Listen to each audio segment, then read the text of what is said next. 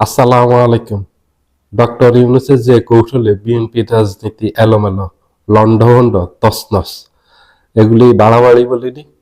কারণ বিএনপি রাজনীতি ডক্টর ইউনূস এলোমেলো করে দিয়েছেন।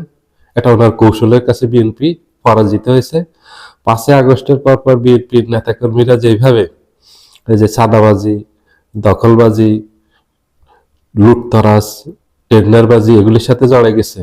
ডক্টর ইউনূস চাইছিলেন যে এগুলি বিএনপির নেতাকর্মীরা করুক, করে বিএনপির রাজনীতি নষ্ট হয়ে যাক, পচে গলে দুর্গন্ধ বের হোক।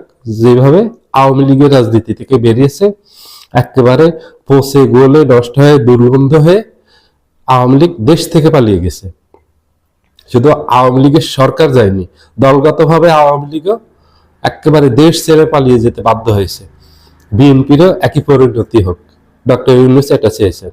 এই জন্য বিএনপির নেতাকর্মীরা এত এই সন্ত্রাস, সাদাবাজি, দখলবাজি, টেন্ডারবাজি এগুলি করছেন। একটা সরকার থাকতে আপনি চিন্তা করেন এইভাবে করে একেবারে স্বাধীন মুক্তভাবে এত সাদাবাজি করতে পারে?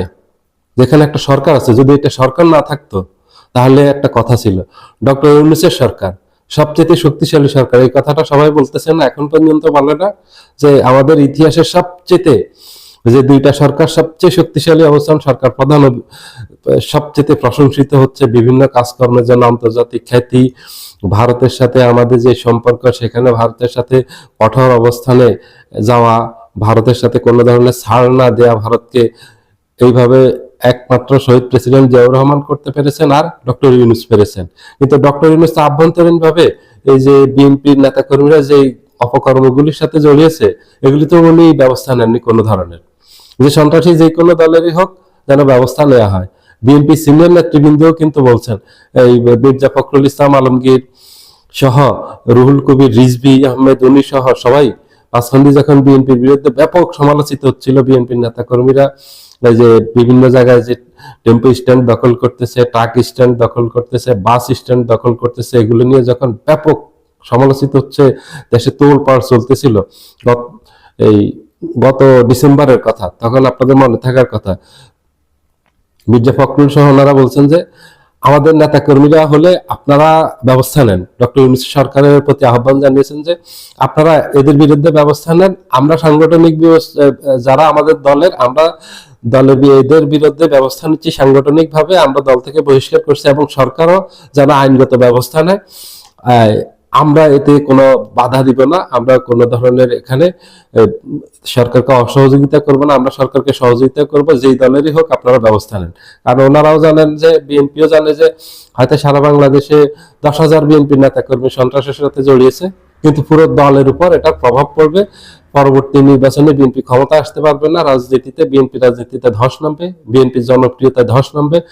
কারণ সাধারণ মানুষ এই কাজগুলি পছন্দ করেন না, যে কাজগুলি 5ই আগস্টের পর বিএনপির নেতা কর্মীরা করছেন, বিভিন্ন অপকর্মের সাথে জড়িয়ে গেছেন, এগুলি পছন্দ করে না। সাধারণ মানুষ পছন্দ করে যে ওয়েলফেয়ার পলিটিক্স, এটা পছন্দ করে, রাজনীতি এত বুঝতে চায় না। এক কথা হলো যারা খারাপ কাজ করবে জনগণ তাদের পছন্দ করে না, যারা ভালো কাজ করবে জনগণ তাদের পছন্দ করে।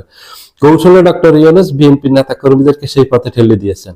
উনি কিন্তু আজকের এখন পর্যন্ত বিএনপির একজন নেতা কর্মীর বিরুদ্ধে কোনো ব্যবস্থা নেননি। কারণ কি?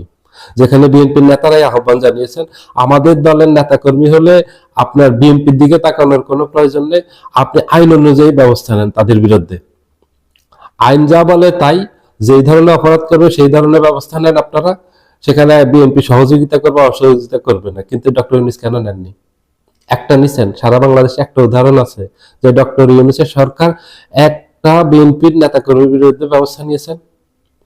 নেননি। উনি চেয়েছেন যে বিএনপির নেতাকর্মীরা আওয়ামী লীগের মতো এইভাবে নষ্ট হয়ে যাক, পচে গলে যাক। বিএনপি প্রথম এটা বুঝতে পারেনি। বিএনপি যখন বুঝতে পেরেছে তখন ডক্টর ইউনূসের বিরুদ্ধে বিএনপি করার বেশি কিছু ছিল না। কারণ হলো এখন যদি ডক্টর ইউনূসের সাথে বিএনপি এটা নিয়ে বার্গেনিং করতে যায়, নির্বাচন পিছিয়ে যাবে। নির্বাচন পিছিয়ে গেলে বিএনপির ক্ষমতা আসা আরো দূরে চলে যাবে। নির্বাচন যত পিছাবে বিএনপির ক্ষমতায় যাওয়া তত পিছাবে। বিএনপি এই জন্য ডক্টর ইউনূসের বিরুদ্ধে আর কিছুই বলেননি, এখন পর্যন্ত বলতেছেন এবং আশা রাখি বলবেন না। কিন্তু ডক্টর ইউনূস বিশাল ক্ষতি করে দিয়েছেন বিএনপির। এখন এটা কি কারণে করেছেন উনি জানেন। ওনার রাজনৈতিক কিছু উদ্দেশ্য হাসিল হয়েছে এই 5ই আগস্টের পর। অনেকে মনে করেন যে ডক্টর ইউনূস এসে দেশকে উদ্ধার করে বলছেন, করছেন, অনেক কিছু করছেন, দেশের জন্য ভালো করছেন, কিন্তু ব্যক্তিগতভাবে ওনার নিজের জন্য অনেক কিছু করছেন। ওনার সবগুলি মামলা আসার পর পরে প্রত্যাহার করে নিয়েছেন। উনি কিন্তু খুব ঠান্ডা মাথার মানুষ, উনি আপনার সাথে ঝগড়া করবে না, উনি যেটা কাজ করার কৌশলে কাজ করে ফেলবে, আপনি বুঝতেও পারবেন না। ওনার সবগুলি মামলা প্রত্যাহার করা হয়েছে। ওনার গ্রামীণ ব্যাংকে যা যা সমস্যা ছিল সবগুলি সমাধান করে ফেলা হয়েছে।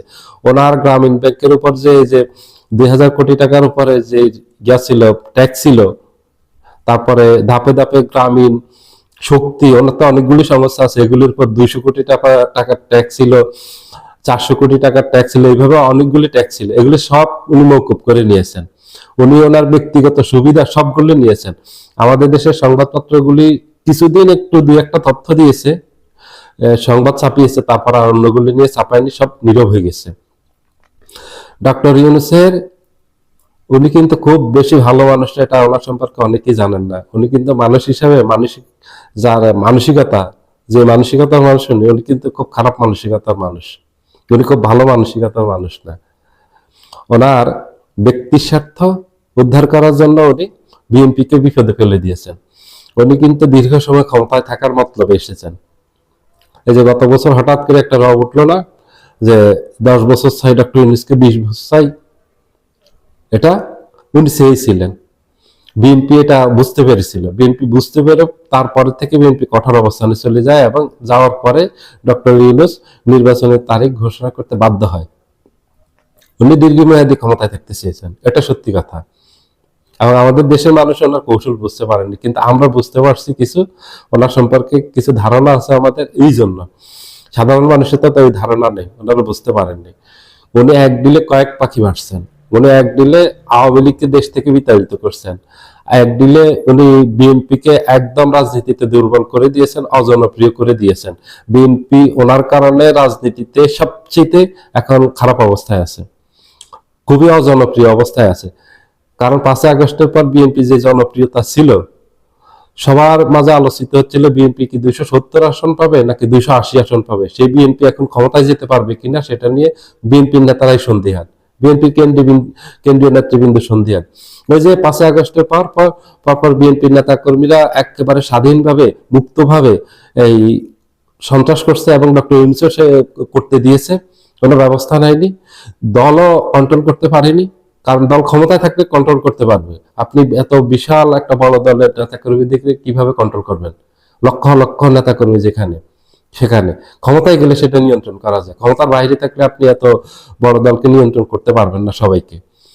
যেটা পারে একটা সরকার পারে, কিন্তু সরকার একটা ব্যবস্থাও নেয়নি।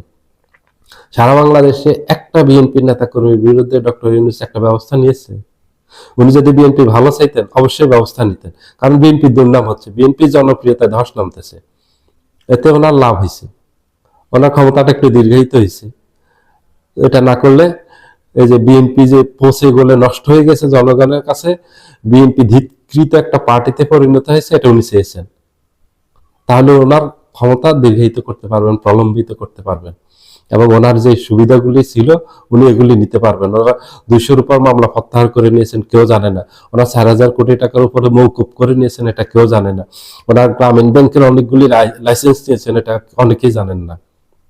উনি অনেক সুবিধা নিয়েছেন ব্যক্তিগতভাবে। সবাই ভালো থাকবেন, আল্লাহ হাফেজ।